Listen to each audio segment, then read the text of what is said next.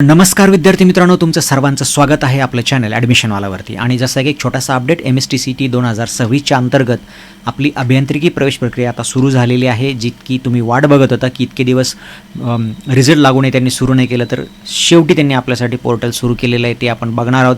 प्रवेशाचं वेळापत्रक जसं दरवर्षी देतात, सध्या फक्त फायनल मेरिट लिस्टपर्यंतचं वेळापत्रक आपल्याला मिळतं. त्याच्यानंतर पुढे ते बाकीचं फायनल मेरिट लिस्ट आल्यानंतर आपल्याला बाकीचं वेळापत्रक देतात. जशी जशी ॲडमिशन प्रोसेस पुढे जाईल त्याबाबत आपण याच्यावर चर्चा करणार आहोत. सध्या आपण बघूया की प्रवेश प्रक्रियेचं जे सुरुवातीचं वेळापत्रक आहे ते काय असणार आहे, आपण फॉर्म कधीपासून भरू शकतो आणि कधीपर्यंत आपल्याला तो भरायचा आहे. तर चला आपण त्या सर्क्युलरवरती जाऊया.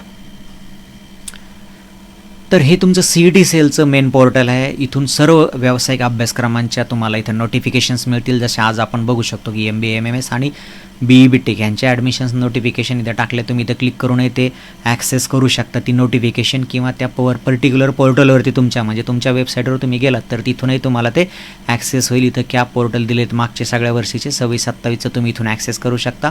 इथून MBA MMS वाले जातील आणि आपले इंजिनिअरिंगवाले स्टुडंट्स इथून त्यांच्या पोर्टलवरती जातील.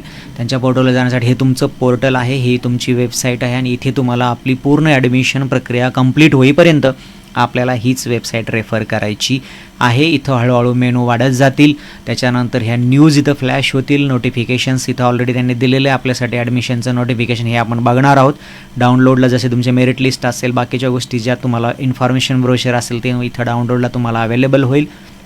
आणि जसे जशा ही वेबसाईट अपडेट होत जाईल तसं तुम्ही इथून इम्पॉर्टंटनेस आणि बाकीच्या गोष्टी ॲक्सेस करू शकाल. इथून न्यू रजिस्ट्रेशन केलं की सध्या तुम्हाला तो तुमच्या CET पोर्टलला घेऊन जाईल. इथं तुम्ही क्लिक केलं तर तुम्हाला एक लॉग्ड फॉर्म दिसेल सध्या तरी. पण हा व्हिडिओ जोपर्यंत तुम्ही बघत असाल किंवा थोड्या वेळात आपली वेबसाईट ही जी वेबसाईट आहे ही अपडेट होईल आणि आपण फॉर्म भरू शकू. आजपासून त्यांनी जरी नोटिफिकेशन दिलेलं असलं तरी आज किंवा उद्यापासून ही साईट सुरू होईल किंवा काही वेळात ती सुरू होईल असा अंदाज आहे. आपण नोटिफिकेशन काय आलेलं ते बघूया. मागचे कट ऑफ तुम्ही इथं रेफर करू शकता, मागच्या 3 वर्षाचे. इथं तुम्हाला CET मॅट्रिक्स आणि cut off round wise cut off इथं दिलेले तेही तुम्ही रेफर करू शकता. आपण बघूया की आपलं जे नोटिफिकेशन दिलं आहे ते काय भानगड आहे. तर हे त्यांचं नोटिफिकेशन आहे आणि या नोटिफिकेशनद्वारे त्यांनी आपल्याला कळवलेलं आहे. प्रिलिमिनरी तुम्ही एलिजिबिलिटी क्रायटेरिया बघू शकता इथं. आणि आपल्याला जसं की CETसाठी तुम्ही फॉर्म भरला होता सेम आपल्याला ॲप्लिकेशन फॉर्म भरायचा आहे. इंजिनिअरिंगच्या ॲडमिशनसाठी सुद्धा तुम्ही जरी CET दिली असली आणि जर तुम्ही हा फॉर्म भरला नाही तर तुम्हाला कॅप राऊंडमध्ये पार्टिसिपेट होता येणार नाही. इवन तुम्हाला मॅनेजमेंटमधून जरी ॲडमिशन घ्यायचं असलं तरी आपल्याला ह्या सिस्टीममध्ये हा फॉर्म भरायलाच लागतो. त्याच्याशिवाय आपलं ॲडमिशन शक्य होणार नाही. तर हे आपल्याला फॉर्म भरायचा आहे. ज्या विद्यार्थ्यांना ऑलरेडी MSTCET दिलेली त्यांना काही फी नसेल. बाकीच्या विद्यार्थ्यांना जे आउटसाईड महाराष्ट्र किंवा ते ओपन कॅटेगरीमध्ये आहेत त्यांना 1300 रुपये आणि बाकीचे जे रिझर्व्ह कॅटेगरीमध्ये स्टुडंट्स येतात आणि जे महाराष्ट्रातले स्टुडंट्स आहेत त्यांना 1000 रुपये शुल्क असेल. मागच्या वर्षीप्रमाणेच ACBC कॅन्डिडेटसाठी त्यांनी आपलं जे माननीय न्यायालयामध्ये जे प्रकरण प्रलंबित आहे त्या प्रकरणाच्या अधीन राहून आपल्याला हे रिझर्वेशन पॉलिसी राबवत आहेत. हे मागच्या वर्षीप्रमाणेच आहे.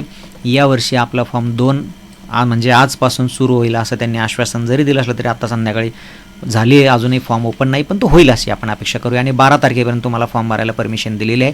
जनरली याला एक्सटेन्शन मिळेल कारण 20 ते 22 दिवस जनरली ह्या फॉर्म भरण्यासाठी देत असतात. तर अजून एक एक्सटेन्शन मिळण्याची शक्यता आहे. पण सध्या तरी आपल्यासाठी आपण 12 तारीख लास्ट धरतो आहे. आणि आपल्याला नुसतं फॉर्म भरून चालणार नाही तर आपल्याला तो फॉर्म स्क्रुटिनाइज त्याचं डॉक्युमेंट व्हेरिफिकेशन पण होणं गरजेचं आहे. मग तुम्ही ते E-स्क्रुटिनीद्वारे करा किंवा मग तुम्ही ते फिजिकल स्क्रुटिनीद्वारे करा, कसंही करा. आपलं फॉर्म स्क्रुटिनाइज होणं गरजेचं आहे. म्हणजे 2 ते 12 तारखेपर्यंत आपण फॉर्म भरायचा आहे.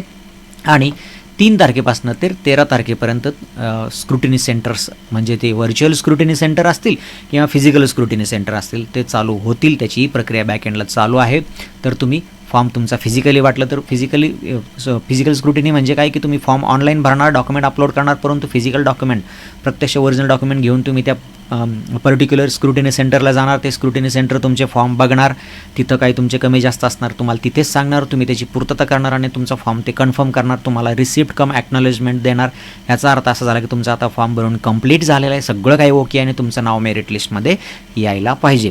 E-स्क्रुटिनी काय आहे की तुम्ही ऑनलाईन फॉर्म भरणार, ऑनलाईनच तुम्ही तो सबमिट करणार आणि ऑनलाईन तुम्हाला एक व्हर्च्युअल स्क्रुटिनी सेंटर अलॉट होणार आणि मग ते ऑनलाईनली तुमचे डॉक्युमेंट व्हेरीफाय होणार आणि डॉक्युमेंट व्हेरीफाय झाले की मग तुम्हाला तुमच्या डॅशबोर्डवरती दिसेल की तुमचा फॉर्म कन्फर्म झालेला आहे, ग्रीन अक्षरामध्ये की तुमचा फॉर्म कन्फर्म झालेला आहे. एकदा तुमचा फॉर्म कन्फर्म झाला म्हणजेच तुमचं नाव मेरिट लिस्टमध्ये येणार आहे. काही प्रॉब्लेम असेल तर तुम्हाला तसंही ते दाखवतात की तुमच्या फॉर्ममध्ये हा प्रॉब्लेम आहे, तुम्ही तो सॉल्व करा.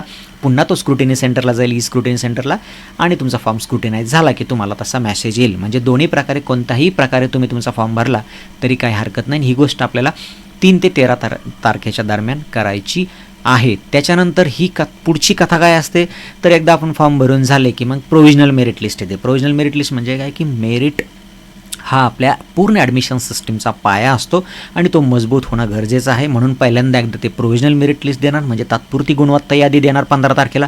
त्याच्यानंतर त्या गुणवत्ता यादीमध्ये तुमच्या काही हरकती असतील, काही प्रश्न असतील, काही चुका दुरुस्त करायच्या असतील तर त्या ह्या ग्रीव्हन्स पिरियडमध्ये आपल्याला करता येतात. म्हणजे 16 तारीख ते 18 तारखेपर्यंत हा ग्रीव्हन्स पिरियड असेल आणि यामध्ये तुम्ही तुमचे ग्रीव्हन्सेस रेज करू शकता, ग्रीव्हन्सेस तुम्ही रजिस्टर करू शकता आणि त्याद्वारे जर एखादं डॉक्युमेंट नसेल तुमच्याकडे आलं असेल तर तुम्ही ते अपलोड करू शकाल. काही एंट्री चुकली असेल तर ती तुम्ही करेक्ट करू शकता. एखाद्या गोष्टीवरती तुमचा क्लेम करायचा राहिला असेल तर तुम्ही ते क्लेम करू शकता. आणि मग एकदा का फायनल मेरिट लिस्ट प्रिपेअर झाली की मग त्याच्यानंतर कुठल्याही प्रकारचा बदल त्याच्यामध्ये संभव नाही आणि मग ॲडमिशन प्रक्रिया केवळ आणि केवळ त्याच बेसिसवरती चालेल. तिथून पुढे मग तुमच्या डॉक्युमेंट जरी आलं किंवा मार्क्स वाढले तरी त्यांनी काही फरक पडणार नाही. म्हणजे एलिजिबिलिटी मार्क्स जे आहेत 12वीचे ते जर एखाद्याला कमी असतील नंतर वाढले तर हे सगळं काय आहे ते आपल्याला करायचं आहे ते 18 तारखेपर्यंतच. नंतर मात्र त्यात काही बदल होणार नाही. आणि कॅटेगरीच्या मुलांसाठी सुद्धा डॉक्युमेंटबाबत तुम्ही हे सूचना वाचून घ्या. जशी जशी ॲडमिशन प्रोसेस पुढे जाईल आपण त्याबाबत चर्चा पुढे करत जाणार आहोत. आजच्या व्हिडिओमध्ये फक्त आपण एवढंच लक्षात घेऊया की आपले फॉर्म आजपासून सुरू झालेले आहेत. जरी आपल्याला पोर्टलवरती ते भरता येत नसलं तरी हा व्हिडिओ जोपर्यंत आपण पुढे पब्लिश करू तोपर्यंत तुमचा फॉर्म सुरू झालेला असावा अशी आपण आशा करूया. व्हिडिओ तुम्हाला इथे थांबूया. तर जशी जशी ॲडमिशन प्रोसेस पुढे जाईल तसा तसे तुम्हाला मी अपडेट देण्याचा प्रयत्न करेल.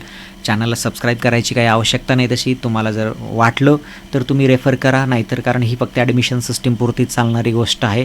तुम्ही बघा, पुढे जा, तुमचा अभ्यास तुम्ही सुरू करा, तुमचं इंजिनिअरिंगचं करिअर तुम्ही सुरू करा. इकडे फारसं लक्ष द्यायची काही आवश्यकता नाही. थांबूया इथे, पुन्हा भेटू नवीन व्हिडिओमध्ये. तोपर्यंत नमस्कार.